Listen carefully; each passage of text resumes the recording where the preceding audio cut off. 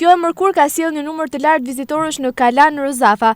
Vizitor vendas dhe turistë të ardhur nga vende të ndryshme kanë shfrytzuar përmirësimin e motit për të vizituar këtë monument historik me rëndësi të veçantë historike dhe kulturore.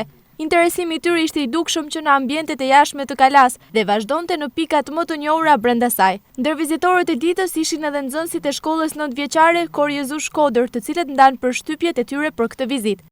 Po se është një monument kulturor shqiptar në vendin tonë, edhe është shumë e rëndësishme që ne me ditë më shumë rreth vendit tonë, edhe që ne me e njoftë. Është një histori që e dinë tonë, është shumë e rëndësishme për ne me e ditë, si vend edhe si ngjarje, si një legjendë. Te tonë kena ardhur me gjithë shef. Ishte një ditë e mirë, një ditë e bukur, edhe menduam që Kalaja Rozafës është diçka shumë e rëndësishme për qytetin tonë.